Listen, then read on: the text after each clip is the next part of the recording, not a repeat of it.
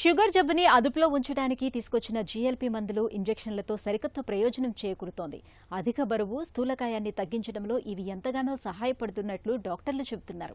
ముఖ్యంగా ఇంజెక్షన్ల రూపంలో వచ్చిన సెమాగ్లూటైడ్ వంటివి బరువును బాగా తగ్గిస్తున్నట్లు అధ్యయనాల్లో తేలింది. ఆహారం, వ్యాయామ పద్ధతుల్లో బరువు తగ్గలేని వారికి ఈ రకమైన ఇంజెక్షన్లతో మంచి ఫలితం ఉంటుందని నిపుణులు చెబుతున్నారు. ఈ నేపథ్యంలో వెయిట్ లాస్ ఇంజెక్షన్ల గురించిన పూర్తి వివరాల్ని డాక్టర్ని అడిగి ఇప్పుడు తెలుసుకుందాం.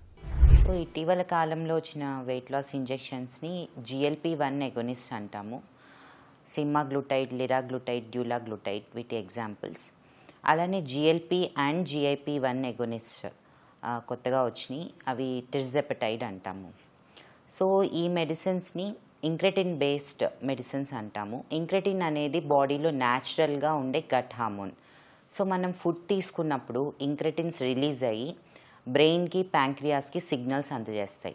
సో ఇదే విధంగా ఇంజెక్షన్స్ వాడినప్పుడు కూడా మన బ్రెయిన్కి సెటైటీ అంటే ఇంకా ఫుడ్ సరిపోతుంది అనే సిగ్నల్ని అందజేస్తుంది. అలానే తిన్న ఆహారం జీర్ణం స్లోగా అవుతుంది. ప్యాంక్రియాస్ నుంచి కూడా ఇన్సులిన్ ఉత్పత్తి కొద్దిగా ఇంప్రూవ్ అవుతుంది. సో దీనివల్ల ఓవరాల్ వెయిట్ లాస్ అవుతారు, షుగర్ కూడా కంట్రోల్ అవుతుంది. సో ఈ GLP-1 ఎగోనిస్ట్ అనేవి టైం టెస్టెడ్ డ్రగ్స్ అండి. అంటే ఆల్మోస్ట్ 2 డికేడ్స్ నుంచి వీటి మీద ట్రయల్స్ జరుగుతూనే ఉన్నాయి. మార్కెట్లో కూడా యాజ్ యాంటీ డయాబెటిక్ మెడిసిన్స్ కింద ఉన్నాయి.